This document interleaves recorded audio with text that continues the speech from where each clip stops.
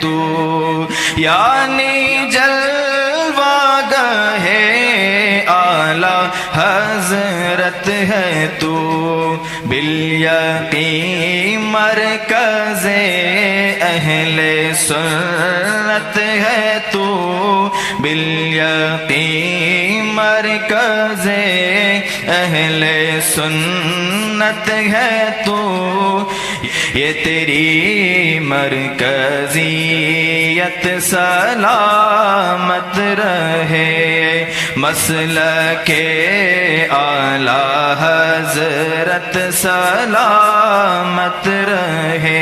وعلیکم ورحمۃ اللہ وبرکاتہ۔ الحمد للہ الحنان المنان الذي خلق الإنسان وعلمه البيان، والصلاة والسلام على رسوله سيد الإنس والجان، وعلى آله وأصحابه ذوي الخير والإحسان، أما بعد، فأعوذ بالله من الشيطان الرجيم، بسم الله الرحمن الرحيم، أولئك كتب في قلوبهم الإيمان وأيدهم بروح منه، صدق الله مولانا العظيم، وبلغنا رسوله النبي الأمين المتين المختار الكريم، ونحن على ذلك لمن الشاهدين والشاكرين، والحمد لله رب العالمين۔ بارگاہ رسالت معاب صلی اللہ تعالی علیہ وسلم میں درود پاک کا ہدیہ پیش کرے ہیں۔ اللہم صلی علی سیدنا و مولانا محمد معدن الجود والکرم، وآلہ واصحابہ الکرام وابنہ الکریم، وبارک وسلم صلاة دائمة سرمدا ابدا۔ عزیزان گرامی وقار، آج کی یہ تقریب پاک امام اہل سنت، کنز الکرامت، جبل الاستقامت، دریائے رحمت، آقا نعمت، آیت من آیات اللہ، معجزت من معجزات رسول اللہ، سیدی آقائی و مولائی امام احمد رضا خان فاضل بریلوی قدس اللہ سرہ الشریف کے 102ویں سالہ عرس کی تقریب ہے، اور ہم غلامان اعلی حضرت اس تقریب کی وساطت سے بارگاہ رضا میں خراج عقیدت پیش کرنے کے لیے یہاں جمع ہیں۔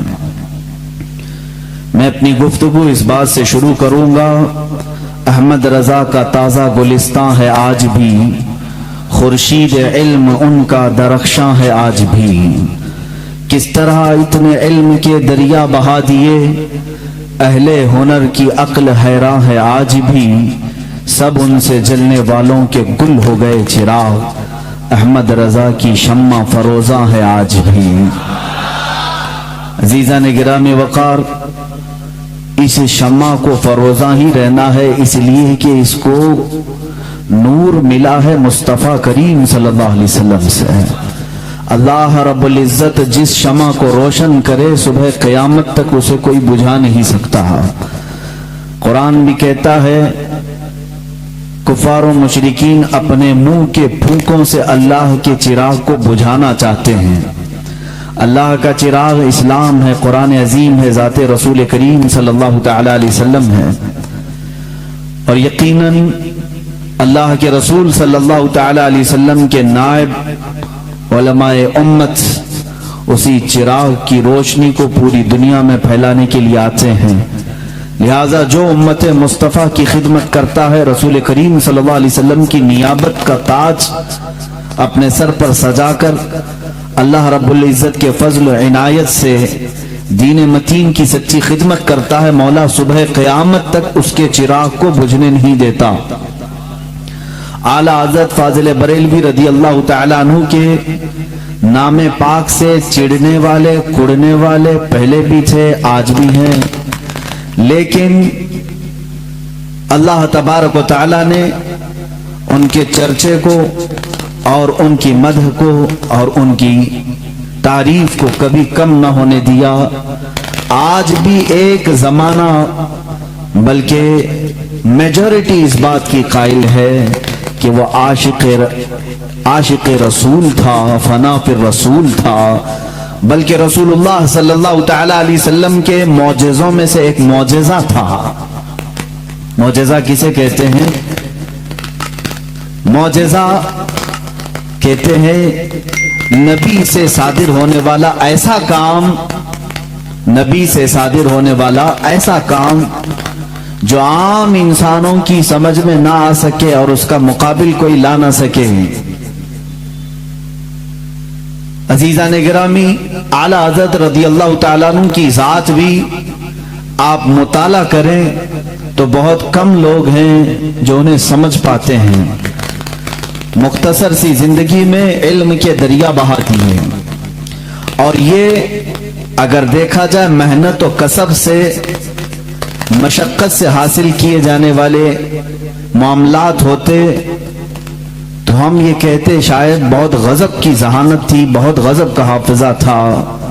मगर बाज औकात में हमें जाकर के ये कहना पड़ता है, कितना भी ज़हीन आदमी हो, कितना भी अक्ल का बादशाह ही क्यों ना हो, लेकिन वो आला हज़रत इमाम अहमद रज़ा खां फाज़िल बरेलवी रहमतुल्लाह ताला अलैह की किताबें पढ़ता है तो उसे ये बात समझ में आती है कि यहाँ सिर्फ कसब का दखल नहीं है, बल्कि ये जो कुछ भी आला हज़रत को अता हुआ है ये इल्म लदुन्नी है।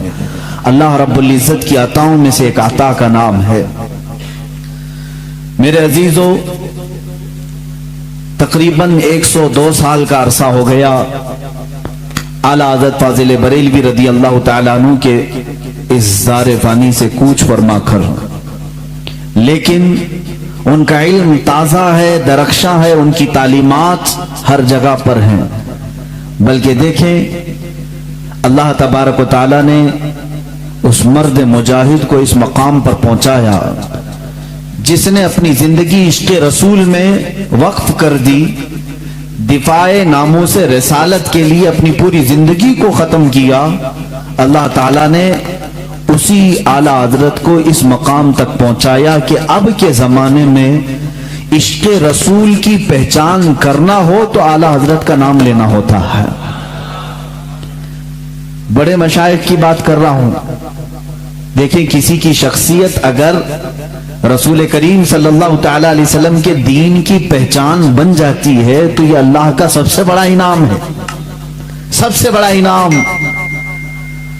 ये मैं हिंदुस्तान की बात नहीं कर रहा हूं, बल्कि मशहूर मकौला है अरब के उलमा जो मक्का मुकर्रमा और मदीना तैयबा ज़ादहुमुल्लाहु शरफन व ताज़ीमा, यहाँ के जो सुन्नी सहीहुल अक़ीदा उलमा मशाइख हैं, उनसे पूछा गया कि आप अहले सुन्नत व जमाअत को हक समझते हैं? कहा हाँ। हिंदुस्तान, पाकिस्तान, बांग्लादेश, इधर के इलाकों से जब कभी कोई आपके पास आता है तो आप उसे कैसे पहचानते हैं? वो खुद बयान फरमाते हैं, इदा जाअना रजुलुम मिनल हिंद, जब हिंद से कोई आदमी हमारे पास आता है तो हम उसके पास पहले ही इमाम अहमद रजा खां का तज़किरा करते हैं, फिर देखते हैं उसके चेहरे को गौर से। उलमाए हरमैन कह रहे हैं हम आला हज़रत का जिक्र उसके सामने करते हैं कि हिंदुस्तान में एक मौलाना है जिनका नाम अहमद रजा खां है, बरेली से ताल्लुक रखते हैं, फलां फलां किताबें लिखे हैं, हम उनका जिक्र करते हैं और फिर उसका चेहरा गौर से देखते हैं। अगर चेहरे पर खुशी के आसार नजर आए तो हम समझते हैं सुन्नी सहीहुल अक़ीदा है, और अगर कुड़ने लगे, जलने लगे, पहलू बदलने लगे तो हम समझते हैं कि हुआ रजुलुम मिन अहलिल बिदअह। वो कहते हैं उलमाए हरमैन, हम इसी बात से समझ जाते हैं कि ये बिदातियों में का कोई बंदा है। ये मेयार हमने नहीं, उलमाए हरमैन ने मुतय्यन फरमाया। ये पहचान जो आला हज़रत की बनी, ये अल्लाह तबारक व तआला के इनामात में से एक इनाम है। आज क्या आप सबको मालूम नहीं है कि हमारे और दूसरों में फर्क करने वाली जात आला हज़रत की है। अल्लाह तबारक व तआला ने उन्हें बनाया, लोगों की क्या मजाल है किसको क्या बनाएंगे। बाज लोग कहते हैं ये बरेलवियों ने मिल करके सब बना दिया इनको। मियां बरेलवियों ने मिल करके अगर उन्हें बनाया है तो तुम भी सारे मिल करके एक आला हज़रत बना दो, ऐसा कोई आला हज़रत बना दो। इंसानों के बस में नहीं है अल्लाह के वली को बनाना, वो अल्लाह जिसे चाहता है अपना वली बनाता है। ज़ालिका फ़ज़्लुल्लाहि युअतीहि मन यशा, वो अल्लाह का फजल है, वो जिसे चाहे अता फरमाता है। अब मैं आपको यहाँ चंद इस्तिलाहें भी बताऊं। शरीयत ताहिरा में, हमारे दीन इस्लाम में एक इस्तिलाह बोली जाती है मुजद्दिद। मुजद्दिद दीन को सही तरीके से अपने जमाने में पेश करने वाला। जब उस पर गर्दो गबार जमा हो जाए, जब उस पर लोग खुराफात, बिदात, वाहियात भर दें, तो एक मुजद्दिद आता है, इन सबको खत्म करके दीन इस्लाम का सही चेहरा फिर उम्मत मुस्तफा के सामने पेश करता है। उसे मुजद्दिद कहते हैं। ये मुजद्दिद का लफ्ज भी मिला है हमें हदीस रसूल से। अल्लाह के हबीब सल्लल्लाहु तआला अलैहि वसल्लम ने इरशाद फरमाया, सुनन अबू दाऊद की हदीस है, इन्नल्लाह यबअतु लिहादिहिल उम्मती रासा कुल्ली मिअति सनतिन मन युजद्दिद लहा दीनहा। अल्लाह के हबीब सल्लल्लाहु अलैहि वसल्लम फरमाते हैं, बेशक अल्लाह ताला इस उम्मत में हर 100 साल पर एक ऐसा शख्स पैदा करता है जो मेरे दीन को तजदीद करके सही चेहरे के साथ पेश करता है। हर सदी में, हर 100 साल में एक ऐसी शख्सियत पैदा होती है जो दीन का सही चेहरा उम्मत के सामने पेश करती है। हाँ, हम जिस जमाने में है, इस जमाने में हमें मुजद्दिद की पहचान जो मिली, आला हजरत इमाम अहमद रजा खान फाजिल बरेलवी रज़ियल्लाहु तआला अन्हु शोहरे आफाक हैं, इसलिए मुजद्दिद का लफ्ज आपने ज्यादा तौर पर आला हजरत के लिए सुना होगा। और इससे कबल तकरीबन 13 सदियों तक मुजद्दिद आते रहे। पहली सदी के मुजद्दिद हजरत सैयदना उमर इब्न अब्दुल अजीज रज़ियल्लाहु तआला अन्हु को लोगों ने फरमाया है, मुहद्दिसीन और फुक़हा ने फरमाया है, वो पहली सदी के मुजद्दिद थे। दूसरी सदी के मुजद्दिद में इमाम शाफी रहमतुल्लाह तआला अलैह का नाम पाक आता है। इसी तरह कई उलमा हैं, उसमें मुजद्दिदीन की फहरिस्त एक तवील है। एक जमाने में कई मुजद्दिद भी हो सकते हैं, जरूरी नहीं कि पूरी दुनिया में एक ही होगा। तीसरी सदी में दूसरे मुजद्दिद आए, चौथी में अलग आए, पांचवी में अलग आए। इमाम गजाली रहमतुल्लाह तआला अलैह ये भी मुजद्दिदीन में हैं। और इसी तरह से 1000 साल के बाद हिंदुस्तान में एक मुजद्दिद आए जिनको मुजद्दिद अहमद फारूकी सरहिंदी, मुजद्दिद अल-फैसानी कहा जाता है, जिन्होंने अकबर का लाया हुआ दीन इलाही खत्म किया और दीन मुस्तफा की फिर से नशोनुमा की। वो मुजद्दिद अल-फैसानी, इमाम रब्बानी जिनका लक़ब है वो अहमद फारूकी सरहिंदी। उनके बाद फिर मुजद्दिद आए सैयदना अब्दुल अजीज दहलवी रहमतुल्लाह, शाह अब्दुल अजीज मुहद्दिस दहलवी रहमतुल्लाह तआला अलैह। 14वीं सदी के हालात में थोड़े से आपके सामने बता दूं। ये 13 सदी के जो मुजद्दिद आए, इन्होंने अपने अपने जमाने में तजदीदी कारनामे फरमाए। उनके जमाने में जो चैलेंजेस थे उनका मुकाबला उन्होंने किया।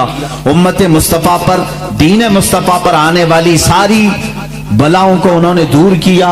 जिस अंदाज से भी तूफान खड़े होते, मुजद्दिद अपने जात के साथ, अपने कलम के साथ, अपनी जुबान के साथ जिहाद करता और शरीयत ताहिरा का दिफा करता। 14वीं सदी के हालात ऐसे थे मेरे अजीजों। हिंदुस्तान के हालात में अगर आपको बताऊं, यहाँ के पस मंजर को आपको पहले समझना होगा, फिर आला हजरत की जात आपको समझ में आएगी।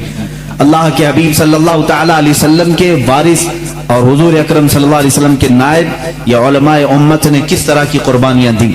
हिंदुस्तान के हालात ऐसे थे, ईस्ट इंडिया कंपनी के नाम से अंग्रेज अपने कदम जमा रहे थे। और अंग्रेज जब यहाँ पर फैलना शुरू हुए, पहले इन्होंने बंगाल को अपने काबू में किया, फिर उसके बाद गोवा में, इधर उधर इलाकों में अपनी कंपनी के नाम से शुरू किया, बंबई को कब्जे में लिया। ये वो दौर था जब यहाँ पर मुगल सल्तनत आखिरी सांसें ले रही थी।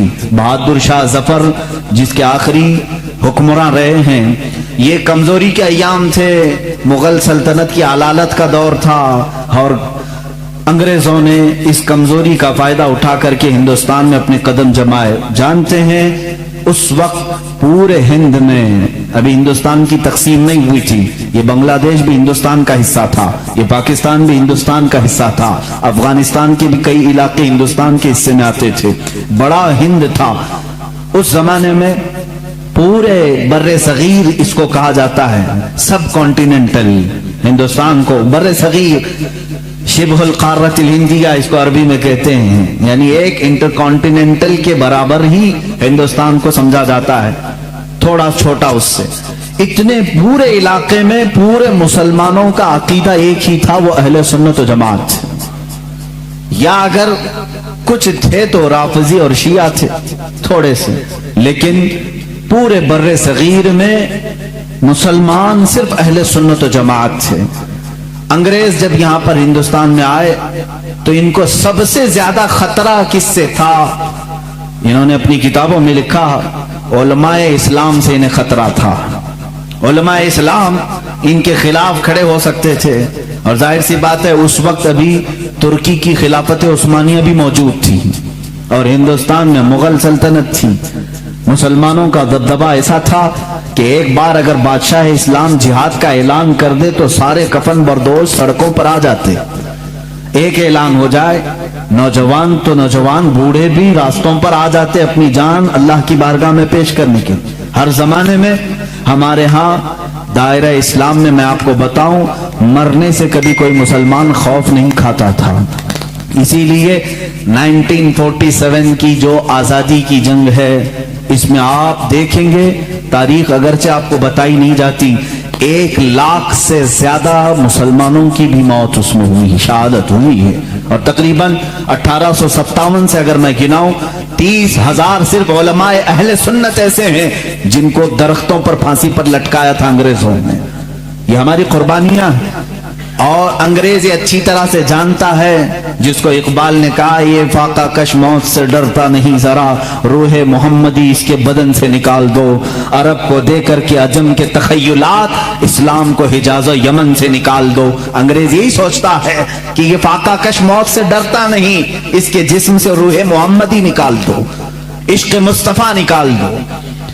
اس زمانے میں انگریزوں نے جب یہ دیکھا کہ یہاں ان کی یونٹی اور ان کے اتحاد سے ہمارے لیے خطرہ ہے، تو ظاہر سی بات ہے ہر زمانے میں منافقین کو خریدنے کی کوشش کی جاتی رہی ہے، ہر زمانے۔ وہ زمانہ بھی ایسا رہا کہ انگریزوں نے اپنے خلاف بولنے والوں کو کالا پانی کی سزا دی، انڈمان نکوبار بھیجا، پھانسی کی سزائیں دی، لیکن وہی انگریز چند علماء کو خریدتا رہا، چند مولویوں کو خریدا، اور ان کے درمیان مسلمانوں کے درمیان اختلافات ڈالنے کی کوششیں کی، کیونکہ مشہور ہے، یہ میری اکیلے کی بات نہیں، سارے لوگ جانتے ہیں ڈیوائیڈ اینڈ رول کی پالیسی کس کی رہی ہے؟ انگریزوں کی رہی ہے، سب جانتے ہیں۔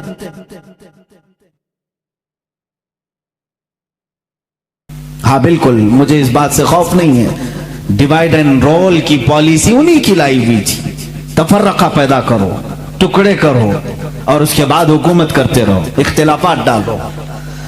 تو انہوں نے ہندوستان میں اس چیز کی کوشش کی، اور سب سے پہلے اختلافات جو جنم لیتے ہیں وہ قادیان پنجاب سے، وہاں سے ایک مرزا غلام احمد قادیانی نام کے شخص کو اٹھایا گیا، انگریزوں نے اس کی بہت بھرپور مدد کی، تعاون کیا پیسوں سے، اور پھر اس کے ذریعے سے نئی نئی چیزیں لانا شروع کیا۔ یہ وہی زمانہ ہے، یہ 14ویں صدی کا زمانہ، ہجری کے مطابق میں کہہ رہا ہوں، اور 1857 سے پہلے کے یہ معاملات ہیں۔ مرزا غلام احمد قادیانی کھڑا ہوا اور نئی نئی باتیں دین میں لایا، لیکن انگریزوں نے اس سے ایک غلطی کروا دی کہ اس کو نبی بھی بنا دیا۔ اس نے اعلان کر دیا کہ میں محمد صلی اللہ علیہ وسلم کے بعد دوسرا نبی ہوں، میرا نام احمد ہے، مجھ پر وحی آتی ہے، انگلش میں فرشتے وحی لے کر کے آتے ہیں۔ یہ غلام احمد قادیانی کی پھکائی شروع ہوئی۔ ظاہر سی بات ہے امت مصطفیٰ اس وقت بیدار تھی، تقریباً ساری امت نے بالاتفاق اس کو ریجیکٹ کیا اور اس کو کہا کہ یہ اس امت کا دجال ہے، اس کو خارج اسلام مانا۔ اور آج بھی پاکستان میں بھی قادیانیوں کو مائنورٹی میں رکھا گیا ہے، مسلمانوں میں نہیں، وہاں پر نہیں ہے۔ اس کا رونا یہ پوری دنیا میں روتے ہیں۔ ان کا تعلق ہی نہیں ہے اسلام سے، کیونکہ ہماری بیس اور ہماری جڑ ہے ختم نبوت کو دل و جان سے ماننا۔ رسول کریم صلی اللہ تعالی علیہ وسلم کے بعد کوئی دوسرا نبی نہیں آ سکتا۔ غلام احمد قادیانی نے یہ خلفشار مچایا ہندوستان میں۔ ظاہر سی بات ہے عوام تو عوام ہے، کل انعام ہے، یعنی بھیڑوں کی طرح۔ ہوتا یہ ہے کہ اگر آج بھی شیطان بھی کھڑا ہو جائے تو اس کے چند مرید تو ہو ہی جاتے ہیں. دیکھتے نہیں آپ کیسے کیسے باباؤں کے مرید ہوتے ہیں. ارے ان کی بیویوں کو یہ ورگلا کر کے اپنی بیوی بنا لیتے ہیں, تب بھی یہ مرید ہی بنا ہوا ہے. یہ ہوس کے پجاری. ایسے بھی حالات ہمارے سامنے موجود ہیں. حرام کاریاں کھلے عام دیکھتے ہیں پھر بھی اس کے مرید ہیں. اسی لیے میں کہتا ہوں یہ تو الگ بات ہے, شیطان اگر کھڑا ہو کر کے کہہ بھی دے کہ میں شیطان ہوں تب بھی تھوڑے مرید اس کے ہو ہی جائیں گے, کچھ تو بھلا کر دے گا یہ, معاذ اللہ رب العالمین. اسی طرح غلام احمد قادیانی کا کفر ظاہر تھا, ختم نبوت کا انکار تھا, باوجود اس کے کچھ ماننے والے اس کے فالوورز تھے, جس کی وجہ سے ہندوستان میں اختلافات کی ہوا شروع ہو گئی. اب یہاں پر معاملات ایسے آئے کہ پھر ایک علاقہ ایسا ہے, علی گڑھ مسلم یونیورسٹی کو تو آپ جانتے ہیں, لیکن اگر میں اب کھولوں بہت سارے تو کچھ لوگوں کے اب دلوں میں چبھن ہوگی, پیٹ میں درد بھی ہوگا. لوگ یہی کہیں گے کہ مولانا اختلافات کی بات کرتے ہیں, بانٹنے کی بات کرتے ہیں, فرقے کی بات کرتے ہیں. میرے عزیز, حق بات بتانے کو اگر تم فرقہ واریت سمجھو گے تو یہ تمہارا کوڑ ہے, یہ تمہارا مرض ہے. اگر کوئی یہ بتا دے کہ یہ شکر ہے یہ گوبر ہے تو تم کیا کہو گے, یہ فرقہ پیدا کر رہا ہے. فرقہ نہیں میرے عزیز, تجھے بتا رہا ہوں حلال کیا ہے حرام کیا ہے. میٹھا کھا لے اور غلاظت چھوڑ دے, اسی لیے تو علماء بتاتے. کیا ہمارا ذاتی کوئی جھگڑا ہے کسی سے؟ کوئی ہماری پراپرٹی پر آ کر بیٹھا ہوا ہے؟ کوئی میرے کپڑے چھینا ہوا ہے؟ کچھ نہیں ہے میرے عزیز. ہو جو باتیں میں عرض کر رہا ہوں اس کو توجہ سے سنیں, اور مجھے کسی کو گالیاں دینے میں کوئی شغف نہیں ہے اور نہ میری زبان ایسی, لیکن جو حقوق اسلام ہے اور دین کے جو حقوق ہیں وہ میں بتا کر رہوں گا. ایک طرف غلام احمد قادیانی کی خرافات, دوسری طرف سر سید احمد خان, اس نے ایک نئے فرقے کی بنیاد رکھی, نیچریت. یہ کیا تھا؟ یہ بھی انگریزوں کے پاس سے پڑھ کر کے آیا, جو بانی ہے مسلم یونیورسٹی کا. ظاہر سی بات ہے وہاں کے ٹیچرز, وہاں کے اساتذہ کو کچھ باتیں بری لگتی ہیں, کچھ باتیں بری لگیں, لیکن یہ حقیقت ہے اور تاریخ سے تم منہ موڑ نہیں سکتے. سر سید احمد خان واپس آ کر کے قرآن عظیم کی بہت ساری باتوں کا انکار شروع کر چکا تھا. اس نے یہ کہنا شروع کیا کہ معجزات کوئی چیز ہی نہیں ہے, قرآن میں کسی معجزے کا ذکر ہی نہیں ہے, ہر چیز کی بدل کر کے تعویل کر دی. کہا فرشتے ہوتے ہی نہیں ہیں, انسان کے اندر جو نیکی کرنے کی طاقت ہے اسی کا نام فرشتہ ہے. شیطان کا کوئی وجود ہی نہیں ہے, وہ کہتا ہے کہ برائی کرنے کی جو صفت ہے انسان کے اندر اسی کا نام شیطان ہے. قرآن پاک کی پوری تفسیر بدل ڈالی. جنات کا انکار, جنت و دوزخ, ارے میاں کس نے دیکھا؟ یہ نیچریت تھی. نیچریت کا مطلب ہے نیچر کو ماننے والے, جو دکھ رہا ہے بس اسی کو ماننا ہے, جو نہیں ہے اس کو نہیں ماننا ہے. اور اس کے علاوہ حضور اکرم صلی اللہ تعالی علیہ وسلم کے متعلق بھی بہت ساری نئی باتیں اس نے رکھی. قیامت کے دن شفاعت کے متعلق اور دیدار الہی کے متعلق سر سید احمد خان نے لکھا ہے کہ اللہ کا دیدار ہو ہی نہیں سکتا, نہ زندگی میں, نہ موت کے بعد, نہ جنت, نہ دوزخ, ایسی کوئی چیز ہی نہیں. میاں ہندو تو عقیدہ رکھتے ہیں نرگ اور سورگ کا, وہ تو بیچارہ ان سے بھی نیچے آ گیا. یہ تمام چیزیں نیچریت اس زمانے میں پھیلی. اب کچھ مسلمان ادھر بھی فالوورز. سر سید احمد خان کوئی نیا پیدا نہیں ہوا تھا, یہ بھی انگریزوں سے پڑھ کر کے متاثر ہو کر کے آیا انگلینڈ سے یا یورپی کنٹریز سے. اور مسلمان اس کو جو ظاہر سی بات ہے تھوڑا روشن خیال سمجھتے ہیں, ارے یہ بہت ہی ماڈرن ہے, نیا علم لے کر کیا ہے, اس کے پیچھے چلنے لگے. اس نے علم کے نام پر بہت سارے مسلمانوں کا عقیدہ خراب کیا. ایک طرف یہ معاملہ, قادیانی فتنہ اپنی جگہ پر, نیچری فتنہ اپنی جگہ پر, اور پھر دیوبندی فتنہ ایک اور. یہاں پر میں آج انصاف کے ساتھ عرض کرنا چاہوں گا, آج جو دیوبند ہے یا جو دیوبندی ہیں اگر ان کو میری بات بری لگتی ہے تو ٹھنڈے دل سے میرے عزیز اپنے دل پر ہاتھ رکھ کر کے سوچو. آؤ میں تمہیں دعوت دیتا ہوں, آؤ ہم ان تمام چیزوں پر جمع ہو جاتے ہیں جو صحابہ اور تابعین سے تھی. کوئی نئی بات تم اپنی کتاب میں نہیں لاؤ گے, کوئی نئی بات میں اپنی کتاب میں نہیں رکھتا. آؤ اتحاد کرو, میں اس اتحاد کا اعلان کرتا ہوں. لیکن جو نئی باتیں آئی اس کا تم انکار کرو گے, علل اعلان کرو گے, اور یہ بھی کہو گے کہ ہم ان سے دور ہیں. ہوا یہ کہ اعلیٰ حضرت رضی اللہ تعالیٰ عنہ کے زمانے سے تھوڑے سے پہلے کی حالات میں بتا رہا ہوں آپ کو. دارالعلوم دیوبند کے بعد 4 علماء میں صاف صاف عرض کرتا ہوں جن کی کتابوں سے پوری امت میں تنازع پھیل گیا, اختلاف پھیلا. لوگ ہم کو اختلاف کا فتویٰ دیتے ہیں, اگر نہ یہ کتابیں آتی نہ یہ کوئی فتوے آتے.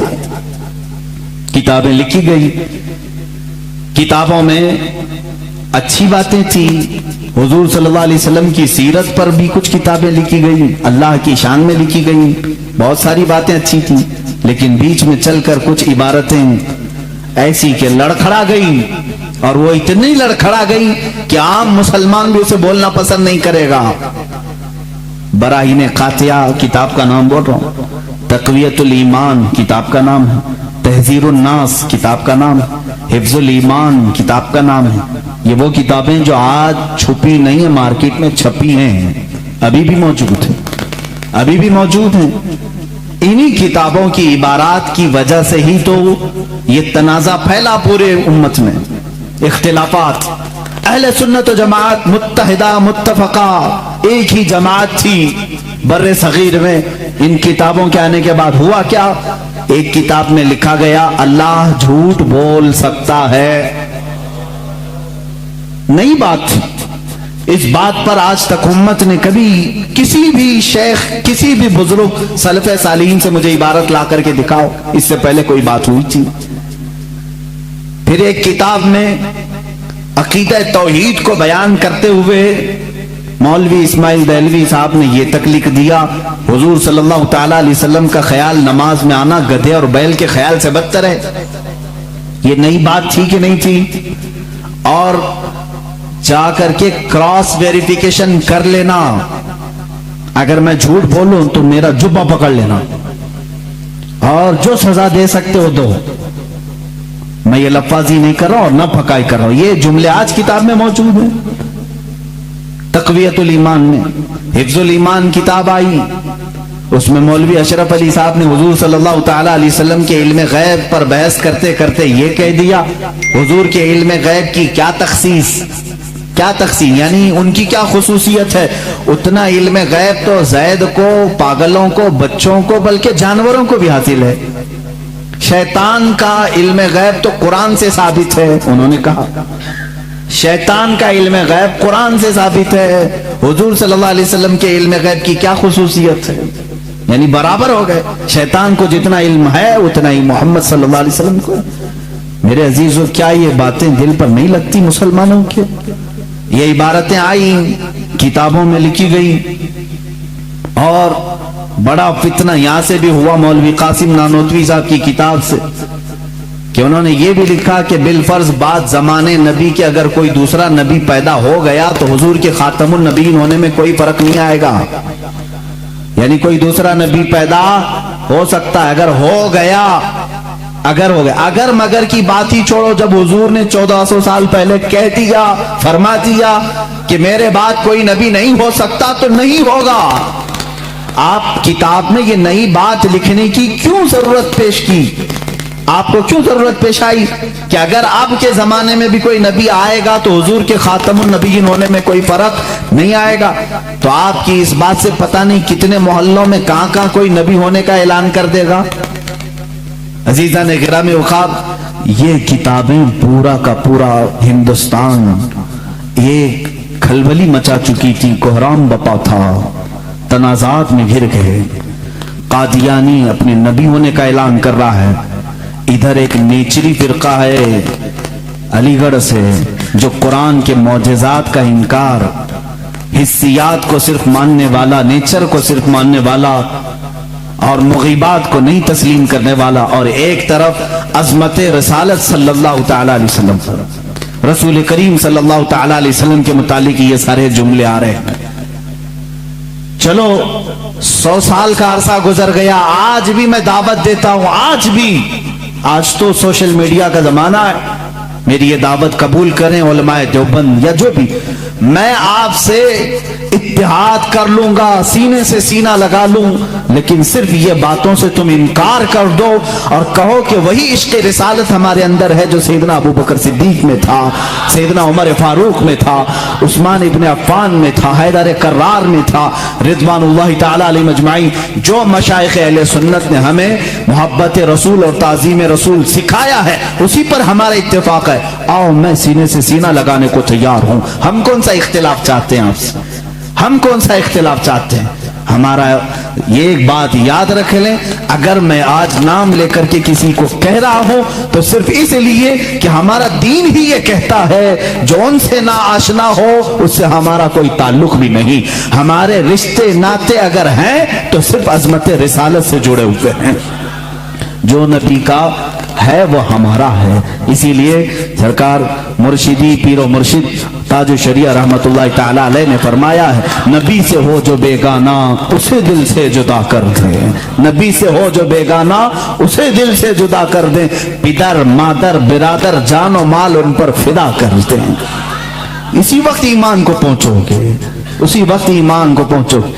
اب یہ حالات میں بتا رہا ہوں آپ کو، انڈیا کے، ہندوستان کے، اکھنڈ بھارت کے حالات، مسلمانوں میں تفرقہ پیدا کیا انگریز، اور انہوں نے اپنے مال، اپنی حکومت، اپنی سلطنت کو پھیلانے کے لیے، بہادر شاہ ظفر کا قتل ہو چکا تھا، اس کے بعد علماء حق نے محسوس کر لیا کہ انگریز درمیان امت تفرقہ ڈال کر اپنی کرسی سنبھالنے کی کوشش کر رہا ہے، تو وہ مرد مجاہد علامہ فضل حق خیر آبادی رحمت اللہ تعالی علیہ نے دلی کی جامع مسجد سے فتویٰ صادر فرمایا کہ انگریز ہندوستان کا دشمن ہے، ان سے قتال کرنا فرض ہے مسلمانوں کو۔ اسی فتوے کی بنیاد پر زندگی بھر کی عمر قید کی سزا میں ان کو انڈمان نکوبار بھیجا گیا، وہیں پر ان کی وفات ہوئی، آج مزار بھی ان کا جزیرہ انڈمان میں ہے۔ مولانا کفایت علی کافی رحمت اللہ تعالی علیہ، جو 1857 کی یہ جو غدر ہے اس کے بعد کے علماء اہل سنت کی بات میں کر رہا ہوں، انہوں نے محسوس کر لیا اسی زمانے میں کہ انگریز نے فرقہ پیدا کر دیا ہے، کچھ علماء اس کی بولی بول رہے ہیں، ظاہر سی بات ہے یہاں کچھ علماء جو مدرسہ بنا رہے تھے ان کو ماہانہ مشاہرہ مل رہا ہے انگریز حکومت سے، علی گڑھ کو پاؤنڈ آ رہے ہیں انگلینڈ سے، اور دیگر علماء کو پاؤنڈ آ رہے ہیں، اور یہاں جو علماء ان کی ان خرافات کو بیان کر رہے ہیں ان کو پھانسی پر چڑھایا جا رہا ہے۔ مولانا کفایت علی کافی رحمت اللہ تعالی علیہ، جن کے اعلیٰ حضرت بھی بڑی عزت فرمایا کرتے تھے، وہی کفایت علی کافی جنہوں نے اپنی ایک نعت میں کہا تھا، کوئی گل باقی رہے گا نہ چمن رہ جائے گا، پر رسول اللہ کا دین حسن رہ جائے گا، اطلس و کم خواب کے پوشاک پہ نازا نہ ہو، اس تنے بے جان پہ خاکی کفن رہ جائے گا۔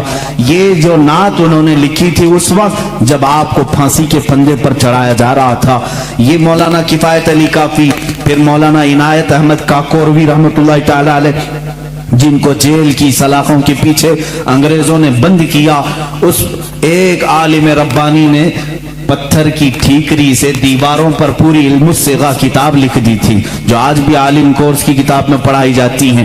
عزیزان گرامی وقار، اگر انگریز کو علماء سے محبت تھی اور وہ مدرسے کی سنگ بنیاد میں آ رہے تھے تو ان علماء کے ساتھ وہ کالا پانی کی سزائیں اور موت اور پھانسی کی سزائیں کیوں دے رہے تھے؟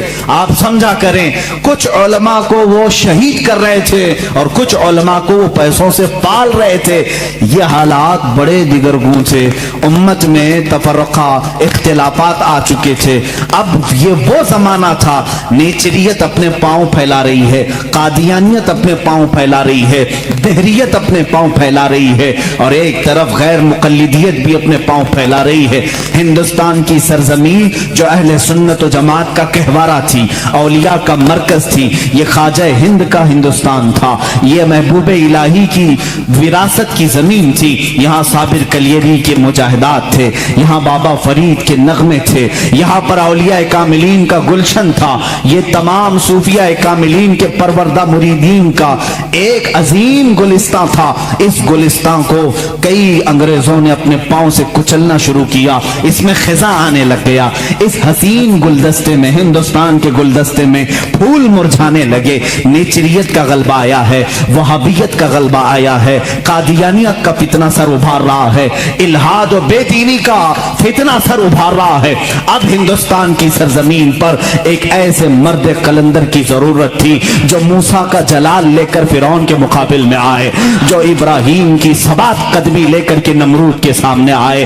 اب ایک ایسے مرد قلندر کی ضرورت تھی جو صدیق کی صداقت اپنے سینے میں رکھتا ہو، فاروق اعظم کی عدالت اپنے سینے میں رکھتا ہو، عثمان ابن عفان کی حلم و بردباری اپنے سینے میں رکھتا ہو۔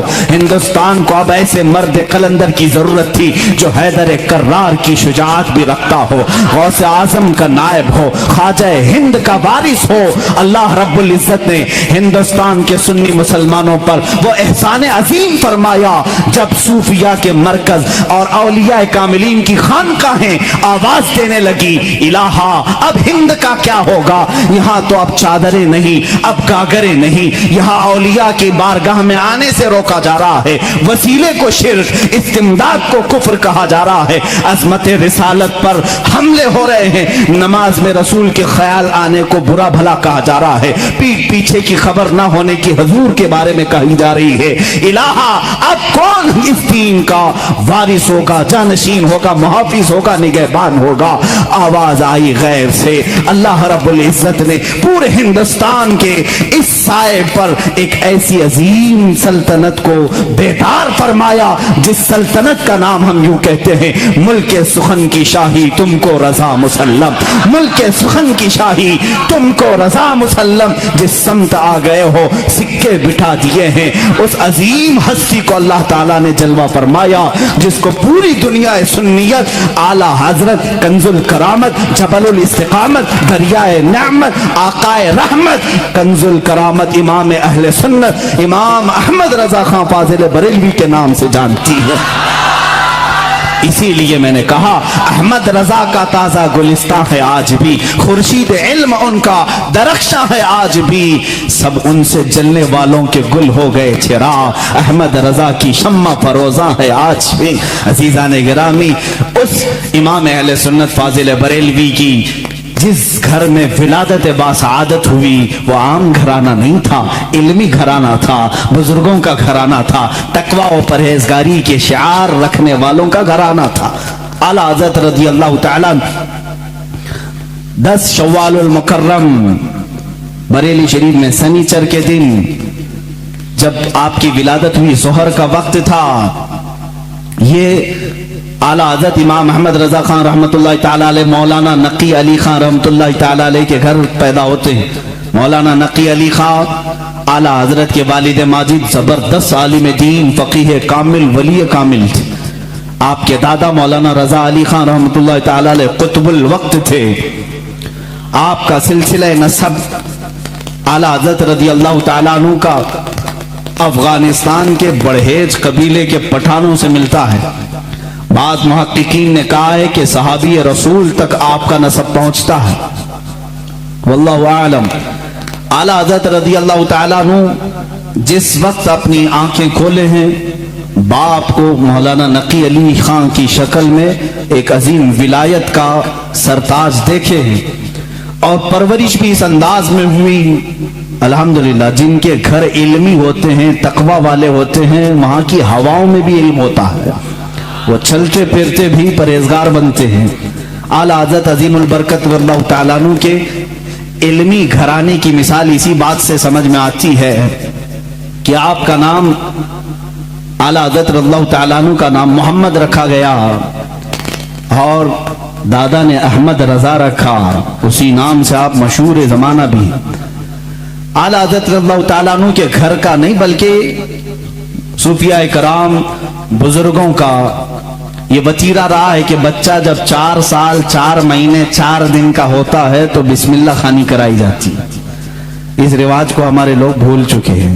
चिल्ले छट्टियां तो याद रही और दूसरे मामला तो याद रहे जो औरतों के शुरू किए हुए हैं, लेकिन इस्लामी मशाइख और बुजुर्गान दीन में जो तरीके हमारे लिए मुस्तहब फरमाए थे उनको आज जिंदा करने की जरूरत है। अपने बच्चों की बिस्मिल्लाह खानी करवाए, यानी किसी भी बाअमल आलिम दीन से बच्चे को इस दिन बिस्मिल्लाह पढ़ाया जाता है जब बच्चा 4 साल 4 महीने 4 दिन का होता है, और उसको अलिफ बा पढ़ाया जाता है, कुरान की चंद आयतें पढ़ाई जाती हैं। ये रस्म बिस्मिल्लाह खानी आला हज़रत रज़ियल्लाहु ताला अन्हु के घर की वो वहाँ की रस्म रही है, वहाँ का रस्म दस्तूर भी है।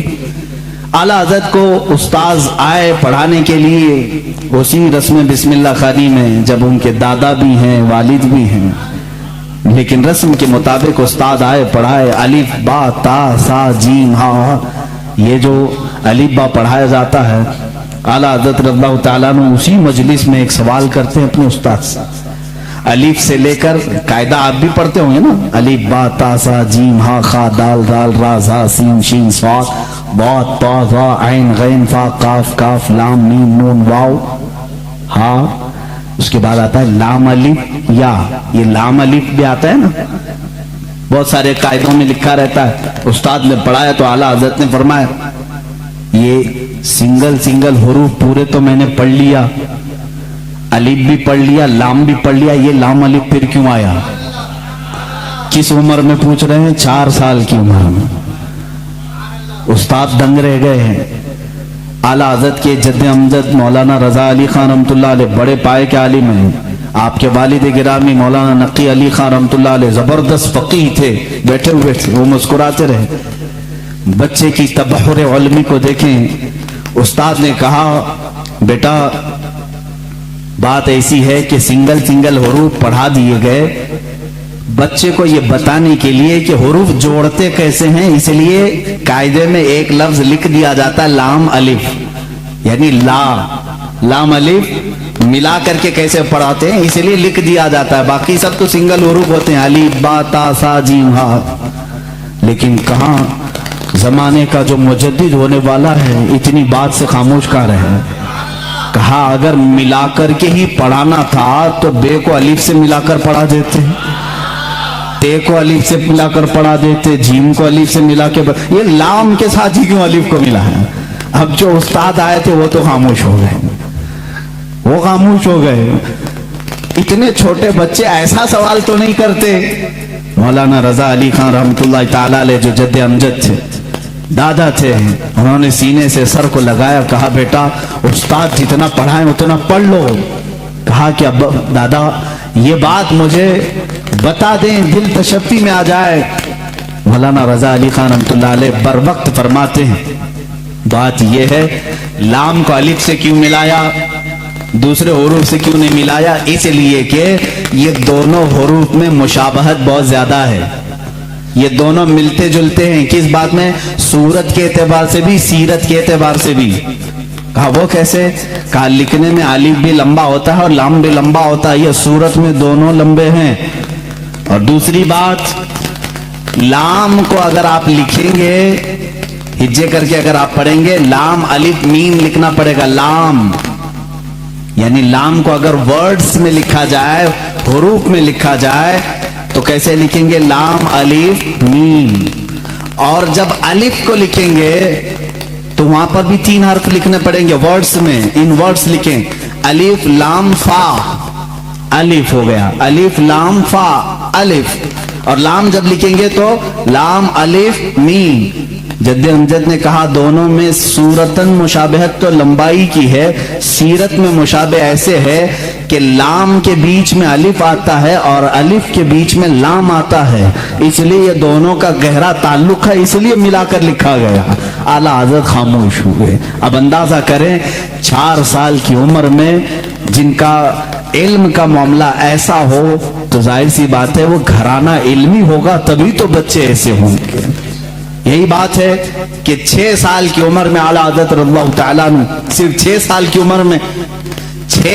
کی عمر میں 12ویں شریف آئی میلاد مبارکہ. رسول کریم صلی اللہ تعالیٰ علیہ وسلم کی عظمت پر گھر میں جب محفل منعقد ہوئی، آپ کے والد گرامی کے شاگرد اور مریدین جمع ہوئے تو 6 سال کی عمر میں اعلیٰ حضرت نے 2.5 گھنٹے عظمت رسالت پر بیان فرمایا. یہاں اچھے مقررین کے پسینے چھوٹ جاتے ہیں اگر پوائنٹ ٹو پوائنٹ بات کی جائے، ورنہ لفاظی کرنا ادھر ادھر کی ہانکنے میں تو 6 گھنٹے بھی چلے جائیں گے. علم کی بات پوائنٹ ٹو پوائنٹ کرنا یہ دقت کا معاملہ ہے. 6 سال کی عمر میں جو اپنے نبی کونین صلی اللہ تعالیٰ علیہ وسلم کی ذات پر، آپ کی سیرت پر 2.5 گھنٹے خطاب کر رہے ہیں، وہی اعلیٰ حضرت فاضل بریلوی رضی اللہ تعالیٰ اب کتابوں کی تعلیم شروع کرتے ہیں، عالم کورس. وہی 6 سال کی عمر میں اپنے والد گرامی سے پڑھا. مرزا عبد القادر بیگ صاحب اور کچھ علماء تھے جن کا تذکرہ آیا ہے اعلیٰ حضرت کے اساتذہ میں. زیادہ سے زیادہ کتابیں آپ اپنے والد گرامی سے پڑھتے ہیں. اب اپنے والد گرامی سے پڑھنے کا زمانہ ہے. صرف 8 سال کی عمر ہے آپ کی. 8 سال کی عمر میں علم نحو کی مشہور کتاب ہدایت النحو ہے، وہ پوری اپنے والد سے پڑھی اور اس کی شرح بھی لکھ دی اردو میں، عربی میں. اس کی گائیڈ لکھا 8 سال کی عمر میں. اور جب 13 سال 10 مہینے غالباً 13 سال 10 مہینے کے ہو گئے، آپ عالم بھی ہو گئے اور مفتی بھی ہو گئے. اور اسی دن سب سے پہلا فتویٰ آپ نے دیا رضاعت کے مسئلے پر. سوال آیا تھا، آپ کے والد گرامی نے مسند پر بٹھایا اور کہا بیٹا احمد رضا لکھو اس کا جواب. آپ کی عمر 14 سال کے قریب تھی، 13 سال 10 مہینے کے آس پاس. اس وقت آپ نے سب سے پہلا فتویٰ لکھا. میاں فتویٰ پوچھنے والوں کی عمر یہاں 60 سال کی ہو جاتی ہے، لکھنے والوں کی بات تو چھوڑے. وہ 13 سال 10 مہینے کی عمر میں پہلا فتویٰ صادر فرماتے ہیں. اس میں دلائل بھی ہیں، قرآنی آیات، احادیث رسول. والد گرامی نے دیکھ کر کے ماتھے کا بوسہ لیا اور کہا آج سے تم مسند افتاء پر بٹھائے جاتے ہو. 13 سال 10 مہینے کی عمر سے لے کر جب تک آپ کی وفات نہ ہوئی اس وقت تک آپ نے فتویٰ نویسی فرمائی. تقریباً 20,000 سے تقریباً 6,000 سے زیادہ فتوے آپ نے ارسال فرمائے. آج وہی فتاوی رضویہ کی شکل میں ہمارے پاس ایک فقہی انسائکلوپیڈیا موجود ہے جس کی 30 جلدیں ہیں، 21,000 صفحات کے قریب یہ کتاب ہے. 250 رسالے اس کے اندر موجود ہیں. 250 رسالے، الگ الگ کتابیں. جو جس طرح کا سوال آیا، عربی میں آیا تو عربی میں جواب، فارسی میں آیا فارسی میں جواب، انگلش میں آیا انگلش میں جواب. جس علم کا سوال آیا اس علم کا جواب آپ نے ارسال فرمایا. یہ تقریباً فتاوی رضویہ آج جو چھپی ہوئی ہے 30 جلدوں میں ہے، 30 بڑے بڑے والیومز ہیں. اسی لیے بہت مشہور خاندان مارہرہ متحرہ کے اعلیٰ حضرت رضی اللہ تعالیٰ عنہ کے پیر خانے کے صاحب سجادہ کے برادر اصغر فرماتے ہیں اعلیٰ حضرت کی شان میں مینار قصر رضا تو بلند کافی ہے. یہ سید اشرف مارہروی صاحب قبلہ ادام اللہ اقبال ہوا ابھی آیات ہیں، انہوں نے یہی فرمایا اور حق فرمایا کہ مینار قصر رضا تو بلند کافی ہے، تم اس کے پہلے ہی زینے پہ چڑھ کے دکھلا دو. ارے میاں فتاوی رضویہ تو ایک کرامت ہے، فتاوی رضویہ تو ایک کرامت ہے. ذرا ہدایت بخشش ہی پڑھ کے دکھلا دوں. اعلیٰ حضرت کی لکھی ہوئی نعتوں کی جو کتاب ہے ہدایت بخشش، اسی میں بہت سارے لوگ بھٹک جاتے ہیں، پڑھ نہیں پاتے. فتاوی رضویہ تو علوم کا ایک سمندر ہے. عزیزان گرامی وقار، اعلیٰ حضرت رضی اللہ تعالیٰ عنہ کے تبحر علمی کو اگر بتاتا چلوں تو ظاہر سی بات ہے مجھے 55 علوم پر بات کرنی پڑے گی. مجھ جیسا ناقص علم اور کم فہم آدمی ان تمام علوم پر گفتگو کہاں سے کر سکے گا؟ ہمارے علم کی بساط ہی کتنی ہے ان علوم پر بات کرنے کی. اعلیٰ حضرت رضی اللہ تعالیٰ عنہ کے تمام علوم پر جو لکھی گئی کتابیں اگر بیان کرنے شروع کریں ظاہر سی بات ہے اتنا علم ہونا چاہیے. या कम से कम उतना मुताला हो, लेकिन हमारा सरसरी मुताला है जैसे होता है ऊपर ऊपर के दाने खाए हुए हैं, बस इतना ही देखें। आला हज़रत को गहराई तक जाकर कौन पढ़ा है। हाँ, ये एक बात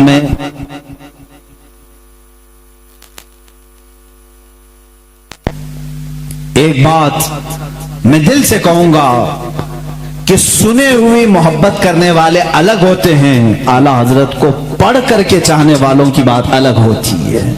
पढ़ करके जो मोहब्बत करते हैं वो हकीकत में मोहब्बत करते हैं और उनका लोहा मानते हैं। और सुनी सुनाई हुई बातों में कभी इधर आते हैं कभी उधर जाते हैं, मामलात ऐसे होते रहते हैं। अजीजा निगरामी, फतावा रज़विया शरीफ में 250 रसाइल जमा हुए। उनके उलूम का किनारा कहां तक था अल्लाह ही बेहतर जाने। इल्म हदीस में कलम उठाया तो कई किताबें लिखी, उसूल हदीस में कलम उठाया उस पे किताबें लिखी।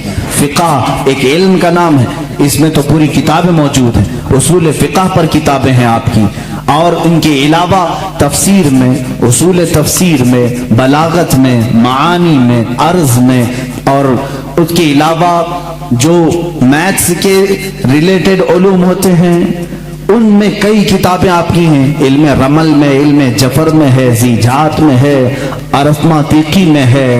ये तमाम वो उलूम हैं जिनको आज शायद और बायद कोई जानता हो। इल्म हय्यत है, इल्म तौक़ीत है, इल्म मुकाबला है, इल्म मुनाजरा है, इल्म रद्द है। इन तमाम उलूम पर आला हज़रत की किताबें मौजूद हैं, उनके रिसाले मौजूद हैं। ये एक बात होती है कह देना कि इनको इतने उलूम आते थे, और एक बात है उनकी इस इल्म पर किताबें पेश करना। हम मुबालगा आराई से काम नहीं लेते। जिस इल्म की मैं बात कर रहा हूं, आला हज़रत इस इल्म को जानते थे, उस इल्म की जरूर उनकी किताब भी मैं तुम्हारे सामने पेश कर सकता हूं। कई उलूम पर अल्लाह ताला ने आपको महारत ताम्मा अता फरमाई थी। ये एक बात आप समझ करके चले, ये उनके पास वक्त कितना रहा होगा ये सब लिखने का, इन तमाम उलूम को हासिल करने का। आला हज़रत रज़ियल्लाहु तआला अन्हु की दुनियावी जो उलूम है उन पर जो गिरफ्त है इतनी जबरदस्त, अपने जमाने के बड़े बड़े साइंटिस्ट को भी आपने दावत मुकाबला दिया है। प्रोफेसर अल्बर्ट नाम से, उसने 1919 में या 1920 के करीब एक पेपर में लखनऊ से ये बात शाया कर दी कि सितंबर, अभी ये भी सितंबर का ही महीना, 17 सितंबर अगर कुछ तारीख, उसने 2 महीने पहले ऐलान किया कि सूरज के मुकाबिल में अतारो, ज़हरा, जमीन, मरीख, मुश्तरी, ज़ुहल, ये जो कवाकिब हैं, यानी इनको स्टार्स ऑफ गैलेक्सी जो कहा जाता है, ये मुकाबिल में आ रहे हैं, जिसकी वजह से सूरज की रोशनी को ये खींच लेंगे और सूरज में एक दाग पड़ जाएगा। प्रोफेसर अल्बर्ट एक साइंटिस्ट है, और उसने ये अपना चैलेंज 3 माह पहले पेपर में शाया कर दिया कि ये पूरे जो स्टार्स ऑफ गैलेक्सी हैं ये अपोजिट आ रहे हैं सूरज के, और सूरज में ये दाग पैदा करेंगे, और इसकी वजह से पूरे मौसम खराब हो जाएंगे, और इन तमाम हालात को खत्म होने में कई हफ्ते लग सकते हैं। इस वक्त जहरीली हवाएं भी आ सकती, हो सकता है कि तमाम लोग मर जाएं। लोगों में अफरा तफरी, हालात ऐसी हैं जो बोल दिया सब अंधाधुंध मान लेते हैं। ऐसा ही कोई अल्बर्ट इस जमाने में कोरोना भी बोला होगा। आला हज़रत रज़ियल्लाहु तआला अन्हु उस जमाने में जब आपके पास लोग आकर के कहने लगे कि हुजूर ऐसी ऐसी बात है, वो साइंसदान है और कह रहा है कि ये नजूम, ये सितारे सूरज के अपोजिट में आ रहे, मुकाबिल में आ रहे हैं, जिसकी वजह से सूरज की रोशनी वो खींच लेंगे और सूरज में दाग हो जाएगा, जहरीली हवाएं आएंगी, फलां फलां फलां बातें। आला हज़रत रज़ियल्लाहु तआला इन उलूम में दस्तरस रखते थे, महारत रखते थे, पूरी किताब लिख डाली, पूरी किताब लिखी। मैं आज ही वो किताब पढ़ रहा था, मेरा सर चकराने लगा, मैंने किताब बंद कर दी, इसलिए कि ये इल्म नुजूम की बात है।